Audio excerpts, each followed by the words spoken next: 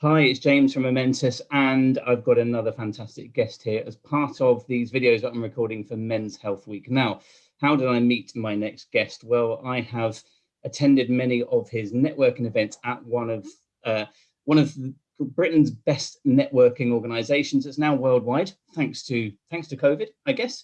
I have attended. I've even spoken at his personal development events. I have been coached by him, and well, it's an honour to introduce the UK's #1 motivational speaker, Mr. Brad Burton. Good morning, Brad. How are you? Motivational business speaker, JP. Motivational business speaker. Otherwise, we're going to have everyone kicking off. How you doing, James? Do you want me to start that again? Let's keep going. Rock and roll. Let's go. Right, cool. So, Brad, Men's Health Week. Health. What does the word health mean to you? So, at some point, your health is going to become your priority. At some point in your life, regardless of what you think right now is a priority, at some point in your life, health is going to become a priority. And actually, I had to start making health my priority going back to 2013 or 2011, 2012. I actually had a nervous breakdown, and it took me 2.5 years to get back. Mental health isn't something that people from Salford talked about. Mental health, didn't even know it was a thing. Might have a bad day.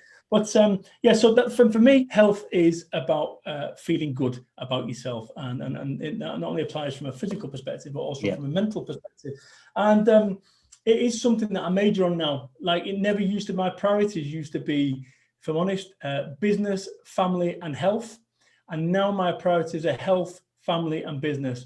And so by just flipping that around, you can see how important it is. But the only time that I flipped it from being bottom of the pile was when I realized that actually you can have all the wealth in the world. If you haven't got your health, it isn't worth a thing.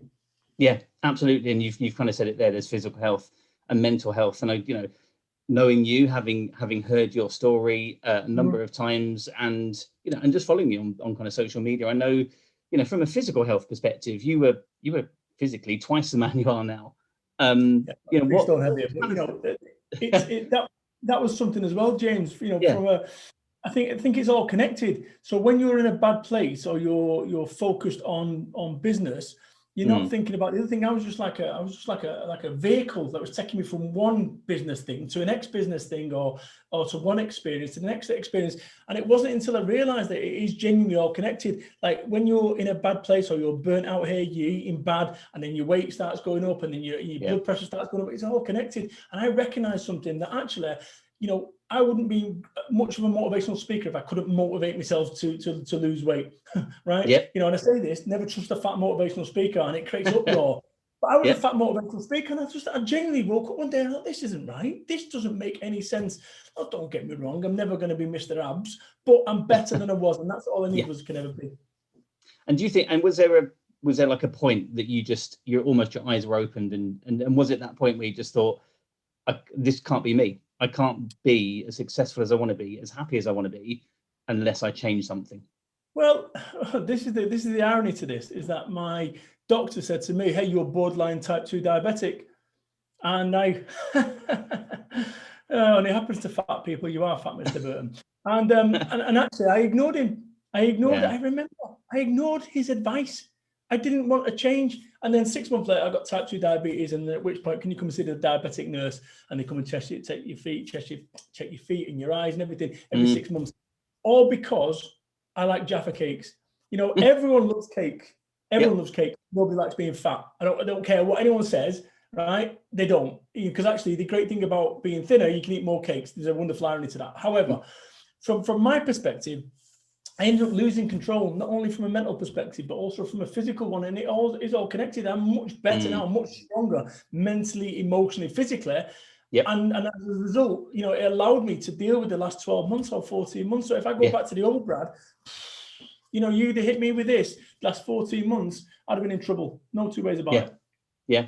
And have you kind of got a routine that is good for you, whether it's a daily routine, a weekly routine, that brings in that physical wellness, that the activities to keep you physically fit? I walk the dog twice a day, so once at 6 o'clock in the morning and once about 6 o'clock in the evening. That's it. And that's the reality. That I used to go to the gym. I'd go to the gym prior to COVID.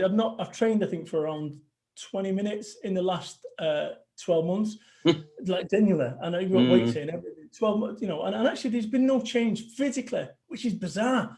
So every single day I've been going to the gym, and actually there's been very little physical change. So that was a bit of a mind blower, eye opener for me, that. But no, I think, like I say, walking twice a day, I do know that it's had an impact for whatever, from a calorific perspective. It allowed me to eat more mini cheddars, I suppose, throughout everything. I think that's the key to it. But if I didn't have dogs, I don't think I'd walk. So the dogs by default kind of bounce me into walking. Yeah, definitely. And from a mental health perspective, you've thinking about your story, you've gone from a position where I can in fact picture you with your chairman with kind of your head in your hands, lost. That is that picture, that very picture. Yeah. And that must have been a moment of almost hitting a brick wall mentally, just like, I was done, and I'm like literally done. I had nothing left, and I said to my chairman, I quit. I want to quit. And he said to me, do you trust me? Now, Chairman Terry is like 70-year-old now, but he was probably 60 odd then at the time. He said, trust me. I said, well, 100%. He says, right, well, you ain't quitting. I'm not letting you quit. I get it. You're tired. I get it. You're scared. I get it. You're fearful. You've come too far to only come this far. I'm not letting you quit. What I'm going to say to you is this. Do you trust me? I said, yes. He said, right.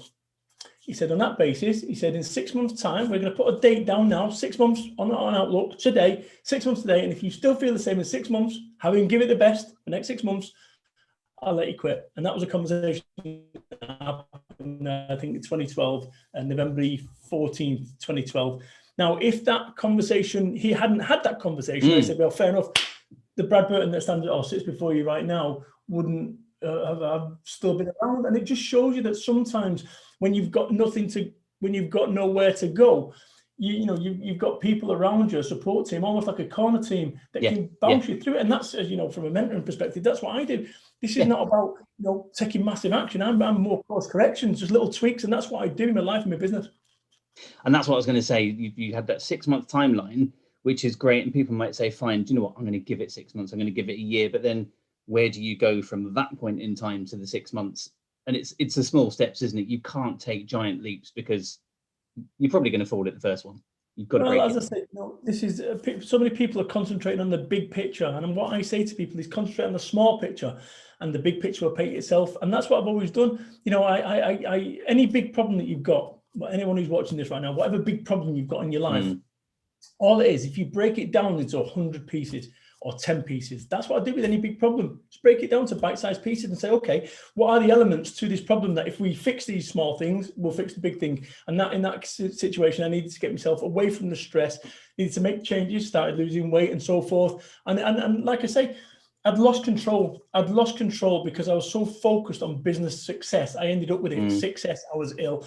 And really, I've learned so many lessons from that. And it's been great because I've been able to steer other people. But there's no Haynes manual for life or business. No. What ends up happening is I went through it, and the next generation will go through it as well, because they don't realize, they think they're doing the right thing in running around the UK or making a business and making loads of money and this, that, and the other. They think they're doing that for the family.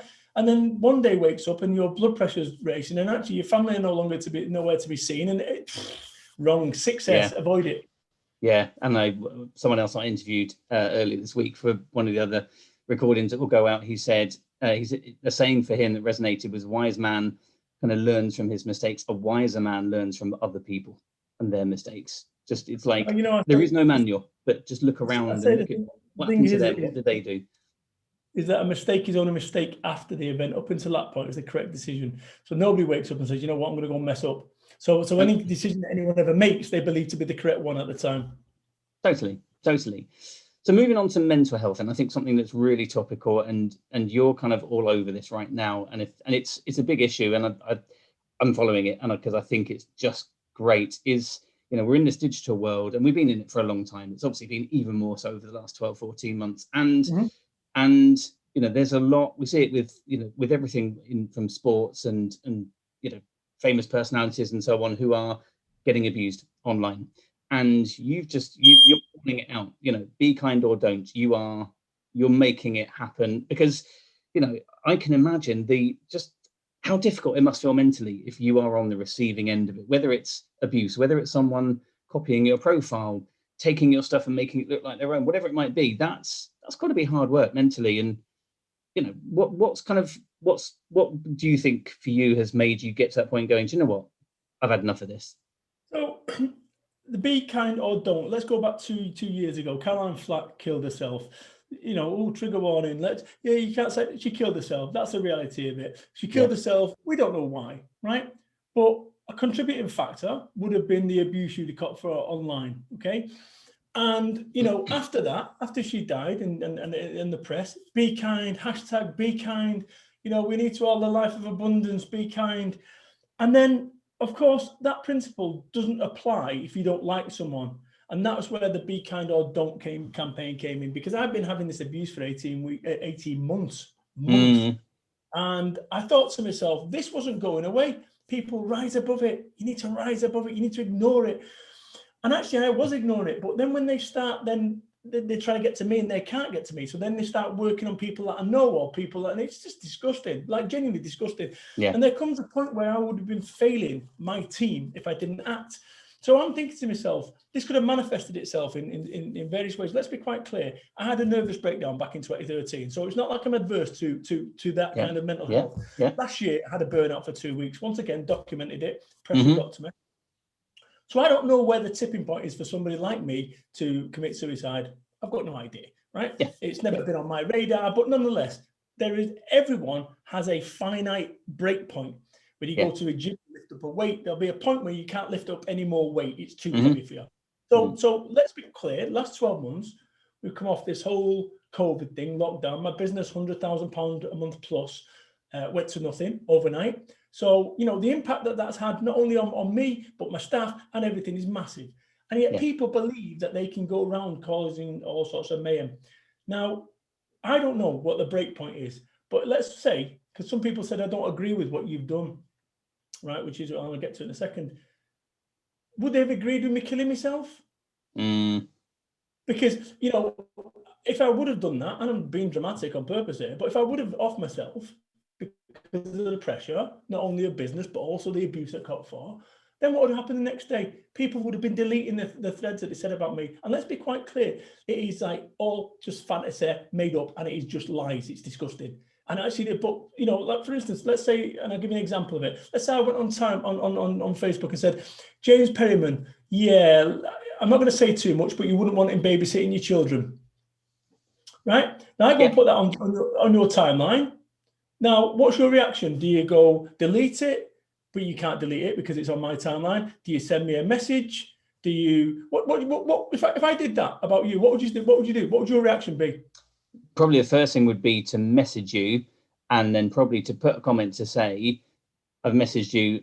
Okay. What on earth is this about? So what about I block you, right? I don't want to speak to this man, this terrible man. I don't want anything to do with him. I block you and I delete your comments. Then what do you do? I would probably, if it's on Facebook, probably then raise it to Facebook. Yeah, and they ignore it. They ignore it because I'm entitled to an opinion. I've said nothing. Then what? Then I would probably feel like I would have to take a copy of that, take like a snapshot of what you put, and then on my profile, then say, this has been said. Okay. This is what I've done. And what about somebody who's a rival of yours then comes on my timeline and says, yeah, I've heard that about him. And that goes on for 18 months. And actually, when it starts affecting you and your family and your kids and your wife, because that's what these people have done. Not necessarily that, but that's what they've done. Just a horrible whisper campaign. Yeah, just by one comment. I'm racist, I'm sexist, I'm a misogynist, and the list goes on of stuff like that, right? Now, this is all just like based. There's an alternative story or hypothesis that I could give you as to why these people are saying it. For instance, as part of this campaign, I said, people are saying, oh yeah, phone networking, this, that, and the other. And actually, the reason they're no longer in phone networking is because they got removed for bad business, for ripping people off. I've got a duty of care to those thousands of members. That if somebody's doing bad business and we're hearing about it, we have a duty of care to remove them. Yeah. And that's so rather than going quiet, they then say, yeah, I left as well.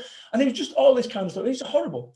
So, I thought, okay, this wasn't going away. So I thought, right, here we go. I'm going to put them on blast. And that's exactly what I did. I said to them to delete your comments or don't. Be kind or don't. And actually, if you don't, not a problem. Tomorrow, 12 o'clock, I'm going to release some, I'm going to share what you've said on social media. That's it. Without comment from me, just going to put it on social media. And I did that. And, you know, and it was quite clear as to the, you know, there was another side to the story, and another person, we ended up doing 5 people like that. And I didn't want to do any of this. Genuinely. I'm 48 years old. I've got all time. You've got better stuff to do. Genuinely. But there comes a point when actually it starts, you know, and just because somebody can say something and get away with it doesn't mean it's right. And just because, I'm a big tough guy, Brad can handle it. No, he can't. And this is the thing that I say to this whole Be Kind or Don't campaign. Caroline Flack killed herself. Next day, the newspapers Be Kind. The irony to this is some of those people that said Be Kind are the same people that are driving this agenda. Right? Try to work out what is going on with these individuals. And let me tell you something. Back in 2003, I was one of these individuals. I was in a bad place. I was long-term unemployed. I was frustrated with my life at 30 years old. I was eating 2 ready meals a day, microwave meals a day, and sitting there being Mr. Angry online, giving people stick on social media. And I was exceptional at it. That was all I had. That was the best thing that I had going on in my life. The fact that I was a 6-shooter effectively, and I could handle any online fight and argument. Disgusting. And I look at myself and I go, what was going on there? I was in a bad place. I've since made amends to that company. I've actually contacted the managing director 2010, 2011, and I've made amends to it. But the point is that somewhere along the way, I was that guy. So I can see what's going on here. This is not about me. This is about them and their stuff. But once again, when someone's that angry, if you'd have said to me, as my wife did in 2003, she wasn't my wife, but she said to me, you need to curtail this. I didn't see it. I thought I had some moral crusade. I look back at it now and I think I was just in a bad place. So this whole Be Kind or Don't, recognize that from a mental health perspective, everyone's got a tipping point. Everyone's got a break point. But also, Be Kind or Don't is I'm trying to help these individuals who, quite frankly, are not being kind, right? By highlighting that something is going very wrong with their life. If they're spending time on my business, on my life, they're not spending time on their life or their business. So consequently, they're going to get themselves in a mess. But it's been a really good campaign. We're going through a legal system. So just to be clear, you know, people said, oh, well, I think you was a bit too aggressive, Brad.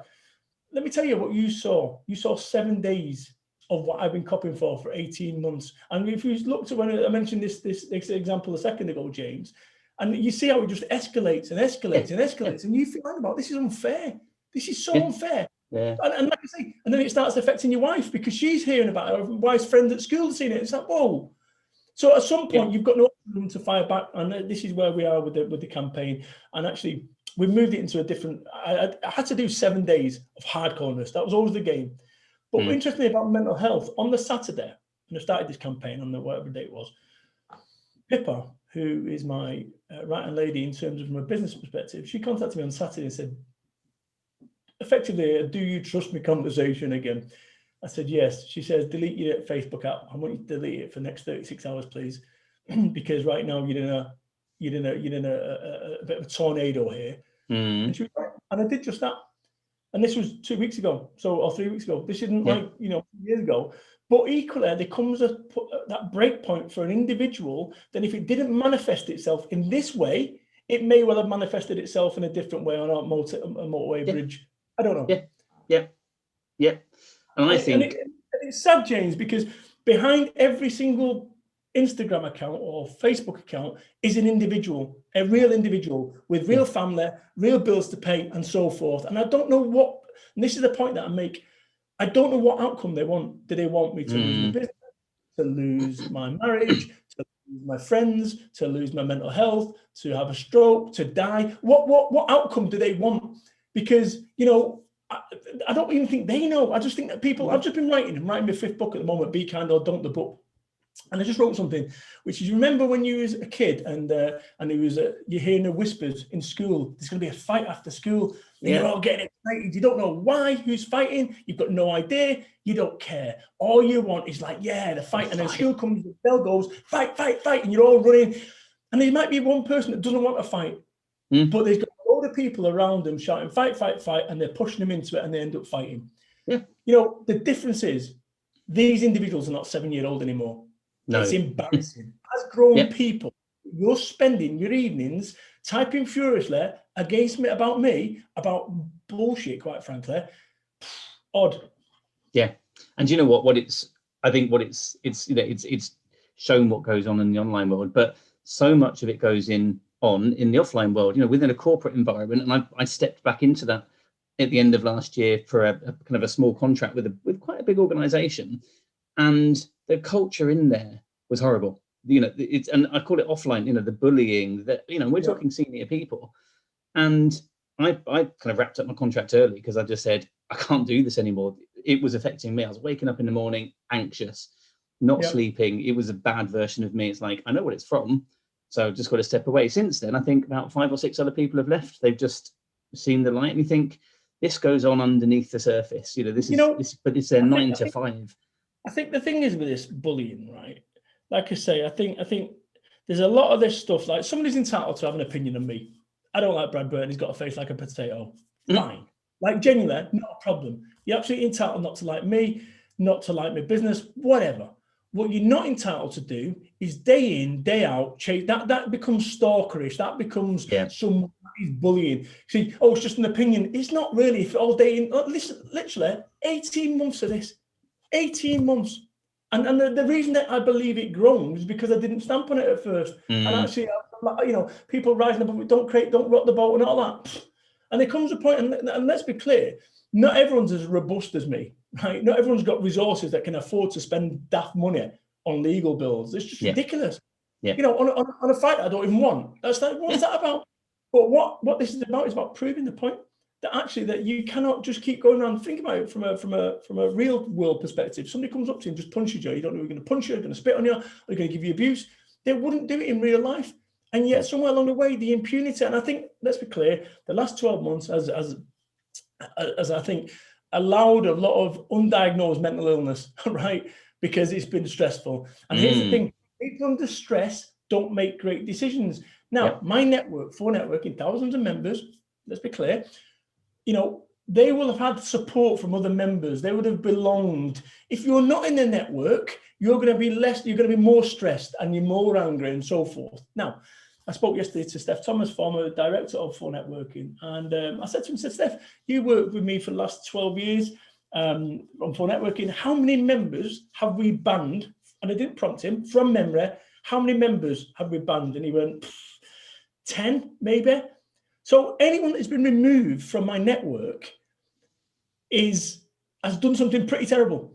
Now, they're never going to admit that they've done something terrible. What they're going to say is that there's a problem with For Networking, or Brad Burton's a bully, or is this, that, and the other. What they're not going to say is actually what I was doing is I was banging everyone's husband, and I got found out, and I had to leave the network overnight. And when my husband said, why have you left? You said that Brad Burton's this, that, and the other. Do you see what I'm saying? And so these are stories that people, and that's the really sad thing about this, is that every single person that has been removed from the network, as part of the Be Kind or Don't, I've information on them, which actually, if it was in the public domain, would ruin their reputation, would ruin their business. And it's something that I don't want to do. But my only defense when these guys are doing these things is to go offensive, or go on the offensive. That's not what I want to do. I don't want to do that 48 years. And that's what I said. And I think people call my bluff. I think people thought I was bluffing last week when actually I put 5 of them on blast. That it just kept going. And I went, okay, no problem. I'm going to do a release. I'll tell you how much I didn't want to do this. I actually did a Rick roll on one of them. Said, hey, big thing. I don't know if you saw that. There's like Rick. Yep. I did that on purpose because I don't want to do this, but I will. And that's the only way that if this stops, the only way that this stops is through it stopping. And it's sad that I've got to use my kind of nous and play this game in order to be able to defend against it. Yeah. Cracker. But, and that's what this is about. It's about pulling the curtain back on this bullying so that people can see what goes on. Because, like I say, those people that saw my reaction felt, I was overreacting, because they think I've just seen one post. I've had this for 18 months. That is why. So what you saw was 18 months of frustration. Yeah. And just got to the point of going, right, that's it. I spoke to Steph Thomas yesterday, and as part of this Be Kind or Don't, Steph Thomas said, he was in a bad place 3 years ago and he was contemplating not lasting the day out. If he would have been a target for that at the same time as he was going through that, we might not have a Steph Thomas right now. No. And that says to me how dangerous and volatile that this stuff is. And it's all fun and games until it starts becoming fun and games. And all of a sudden, you imagine that I offer myself, right? That's never been on my radar. But if I offer myself, can you imagine the next day, oh, we should have done something, we shouldn't have ignored it, I'm so sorry, I didn't mean that, what I meant was this. And that's the point that I was trying to make throughout this entire campaign. At one point, we was considering setting up a photo shoot over me in an ambulance with a drip in my arm, just for effect, and actually to see what happened. We was like, literally, we made a decision not to do that, but that's what I couldn't make happen as me with an ECG on. And actually just to prove the point, because then all of a sudden, okay, it was all bullshit. And we'd have said it was bullshit the next day, but that's the point. And it shouldn't need to be that way, that people believe as adults that they can behave like that, like 7-year-old children shouting, fight, fight, fight. It's disgusting. You've got real people on the other side of each of these accounts. And I think that the point you made before, which was, I'm not a celebrity, far from it, right? But somewhere along the way in the public domain or public eye, certainly in my field, that people believe that they can take pot shots at you, and it's wrong. It's very wrong. Yeah, and this, I kind of have an analogy, and you've kind of mentioned it right at the start about how you're trying to balance different things. I talk about spinning plates, and if you imagine in your life you're trying to spin a plate of your work and career, whether you're in a job, you've got your own business or businesses, family, friends, diet and nutrition, exercise and fitness, religion, if you're religious, whatever, you've got these plates. And then, A, you've got to try and manage them the best way you can, and B, then this big ass plate that you've just passionately spoke about comes along. But kind of go back, well, not before that, because you've been obviously dealing with this for a long time, but those plates that you have in your life generally, what's your approach? How do you try and spin them all? Do you spin them all? Do you prioritize? I think this is the bit where, remember what I said before, people under stress don't make great decisions. So what I do is I get ahead of any stress that is coming my way. So I don't allow myself to be stressed in any way. Okay, it happens on occasion. And a good example of that, I kind of have like a real reserve of stress to come my way. But when it comes to balancing resources, I think that I get ahead of it. What I do is I think, okay, in 2 weeks, that's going to need spinning that plate. So let's spin it out a week out when you've got a bit of headspace there. Yeah. So I'm really good. That's probably one of my amazing skills, genuinely, the ability to be able to juggle lots of things competing for my time and my energy. But it's so important that you do protect your energy. It's so important. One of the things that I did and talk about this thing is they don't get involved with Facebook arguments. Staying there, arguing the toss about some mask wearing, not mask wearing, about Donald Trump, about Brexit. Pointless, absolutely futile. I said this the other day. I said, if you had a digital clock on your head, and it told you how much time you had left on this planet, would you really be spending time arguing the toss on about Facebook arguments? No. So, I think the key to this thing is to make certain that you're not wasting time and energy, and protect your energy. It's so important that you protect your energy. This situation that I encountered, that fight wouldn't have gone away until I made it go away. And I have genuinely made it go away, because it's now been uncool to tear the ass out of Brad Burton. Because actually, if you do that, you could get put out on a wider audience. And actually, that's not a good look for your business either. Yeah. A lot of people in my network, and to kind of bring this kind of draw it to a close, a lot of people in my network got people who run their own business, a bit like me. They're in the early stages, even 5-6 years in. But there's also people who they're in their career and they're at the tipping point. They've had enough of the career. They're just tired. They're tired of working for someone else, trying to say yes to everything, and they want to make a change. What's your one bit of advice you would give to those people who are just at that crossroad? Yeah, you're not getting any younger. You're as young as you're going to ever be. And whatever you want to do, go and do it. Either stop talking about it and go and do it, or accept that you're never going to do it and all you're going to do is talk about it. It is a binary decision. I started my business off at 31, delivering pizzas to keep that business afloat. I'm now 48, so it's been 17 years, half of my adult life devoted to business, a third of my entire life devoted to one business. And, when I started my business, my wife genuinely didn't want me to do it. I'm so glad that I did. I ignored her, turned down the volume on that.